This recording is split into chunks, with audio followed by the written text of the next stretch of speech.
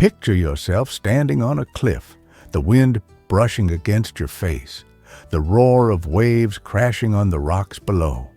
It's night, and the sky is a vast ocean of stars, so immense it makes you feel small, yet part of something infinite. Have you ever paused to ask yourself, who are you truly in this moment? Not the name you carry, not the job you do, not the roles you play each day. Who are you deep within when the world's noise fades to silence? This is the question that changes everything. This is the gateway to awareness, to your awareness, to a life that doesn't merely pass by but shines, breathes, and pulses with meaning. You're not here by accident. These words haven't reached you by some whim of fate. You're here because something inside you is crying out to be heard. It's your soul calling you to wake up, to stop running in circles, to stop chasing shadows.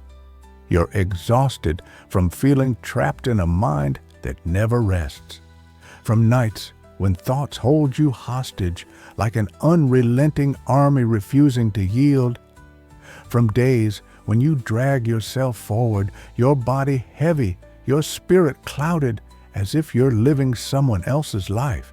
If you feel this, then you're ready to change, ready to discover that the peace, strength, and joy you seek aren't out there. They're already within you, waiting to be unleashed. This is an ancient truth, passed down by Eastern sages for millennia, glimpsed even by history's greatest innovators. It's the truth of awareness, of mindfulness, the power to live each moment fully, to turn chaos into clarity, fear into courage, emptiness into purpose. This journey doesn't demand climbing mountains or amassing riches. It requires just one thing: your commitment to be present, to be here now with all of yourself. Let me guide you. I won't ask you to believe blindly. I'll ask you to listen, to feel, to try. This is your moment. This is your awakening. The first truth you must embrace is that your mind is not your master. It's a tool, powerful, but often rebellious. Think of Thomas Edison, failing thousands of times before he lit the first light bulb. It wasn't his mind urging him to quit. It was his heart, his vision that drove him forward. Your mind can be a storm, whispering doubts, flashing failures, convincing you you're not enough. But you are not your thoughts. Thoughts are like clouds drifting across the sky of your consciousness. They come and go. You don't need to fight them. You don't need to cling to them. You only need to watch them with calm, with curiosity, like an explorer gazing at an uncharted land. Try this now as you listen. Bring your attention to your breath. Feel the air as it enters, cool, and exits, warm. Notice your chest rising and falling. It's simple, yet profound. This is the first step of awareness, returning to your body, to your being, to the present moment. When your mind wanders, and it will, that's natural, gently guide it back to your breath. Don't judge yourself. There's no failure here. Each time you notice you've strayed, you're already winning. You're training your mind to be your ally, not your enemy. This practice isn't just an exercise. It's a revolution. It's how you begin to reclaim control of your life. Because when you're present, when you're aware, you stop being dragged by the past or the future. You stop being a victim of your fears. You become the author of your story. But mindfulness isn't only about breathing. It's a mindset. It's choosing how you see the world. It's seeing every obstacle as a teacher, every moment as an opportunity. Your life right now is brimming with opportunities disguised as challenges. That stressful job, that confusing relationship, that dream that feels too big, They aren't chains. They're invitations. Invitations to grow, to discover who you truly are.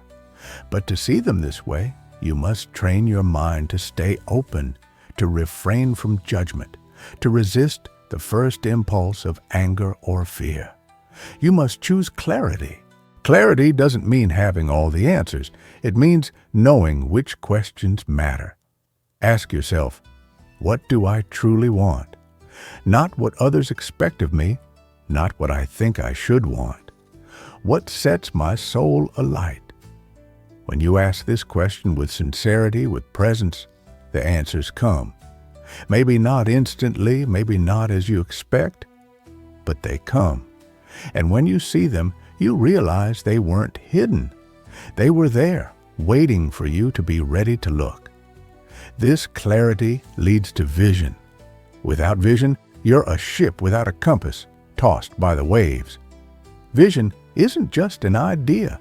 It's a flame burning within you, guiding you through every failure, every critique. Your vision is your fire. It's what pulls you out of bed in the morning, even when you're weary. It's what reminds you why you're fighting. How do you find your vision? You don't find it by frantically searching. You find it by slowing down. In mindfulness, vision arises from silence, from deep listening. Sit, close your eyes, breathe, ask your heart, what do I want to create in this world? Don't force the answer, let it rise. It might be creating something beautiful, helping someone, building a family, transforming a community. Whatever it is, it's valid because it's yours. Once you have a vision, guard it fiercely. The world will try to extinguish it. Distractions, doubts, criticisms, they're like winds blowing against your flame. But you are stronger. Each time you return to your breath, each time you choose presence, you're fueling that fire. You're declaring to the world, I am here and I will not yield. Vision gives you purpose, but purpose without discipline is just a dream.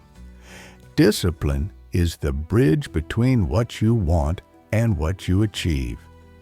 Discipline isn't mere willpower, it's devotion. It's the daily choice to take the next step, even when it's painful.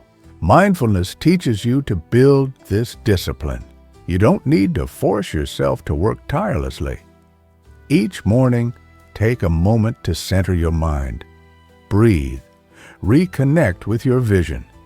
Then ask, what's the most important thing I can do today? Not the 100 things you must do. The one most important thing. Do it with presence, with love. Even if it's small, every step matters. Every step brings you closer to who you're meant to be. And when you stumble, because you will, it's human, don't punish yourself. Observe the failure with the same curiosity you bring to your breath. What does it teach you? How can you grow? Mindfulness turns failures into lessons, regrets into wisdom. But discipline is nothing without action. You can meditate, dream, plan, but if you don't act, you'll remain still. Action is the courage to leap, even when you're unsure where you'll land. Even in the darkest moments, choose to move forward. Action doesn't have to be grandiose. It can be writing a page, making a call, saying I love you to someone, but it must be intentional. Before you act, ask, does this bring me closer to my vision? Does this reflect who I want to be? If the answer is yes, do it. Don't wait for the perfect moment. The perfect moment is now. And when you act, do it with presence. Don't race through your days as if you're fleeing. Be there, fully present. Feel the weight of the pen as you write. Hear the tone of a voice speaking to you. See the light streaming through a window. Every action, when done with awareness, becomes sacred. It becomes an offering to the world. and to yourself. And as you act, don't forget gratitude. Gratitude isn't just saying thank you. It's seeing beauty in the chaos. It's recognizing that even in hard times, there's something worth living for. Think of those who found meaning in the worst circumstances. Gratitude for life, for the ability to choose how to respond to suffering, kept them alive. Each day, pause to notice something beautiful.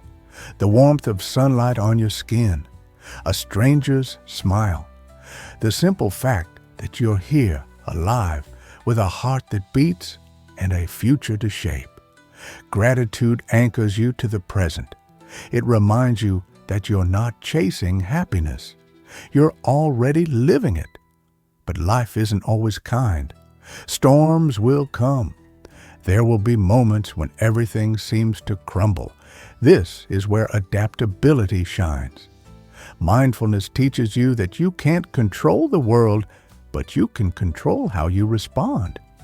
Think of Bruce Lee, who said, "Be like water." Water doesn't break against rocks. It adapts, flows, finds a new path. When life strikes, don't stiffen. Breathe, observe, ask, how can I flow with this? How can I turn this challenge into an opportunity? Adaptability is strength. It's the ability to fall and rise, to change course without losing sight of your destination. Each time you adapt, you grow. You become bigger than your fear, stronger than your pain. And then there's resilience. Resilience isn't just surviving. It's thriving. It's the flame that burns even in the darkest night. Resilience isn't the absence of suffering, but the choice to keep going, to create, to love. Mindfulness nurtures resilience by teaching you not to flee.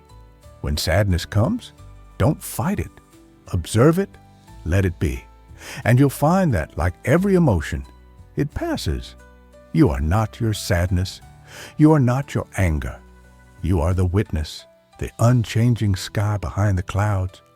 And that sky is always there, always calm, always yours. Finally, never stop learning. Life is a school, and every day is a lesson. Curiosity is your strength. Mindfulness makes you curious about your mind, your heart, the world.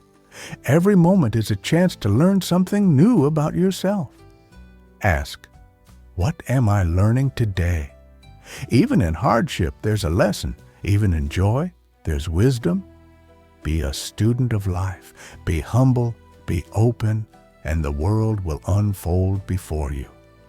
Now, as I speak, picture yourself back on that cliff. The wind is still there, but now it's warmer, gentler. The stars shine brighter. Feel your heart beating, your breath flowing. Feel the strength within you, the peace that doesn't depend on the outside world.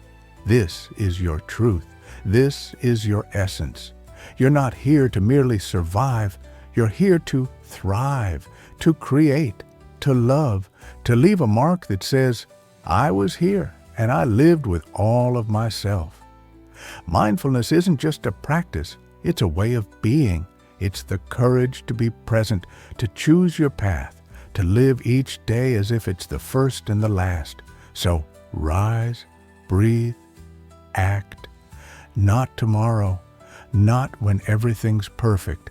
Now, this is your moment.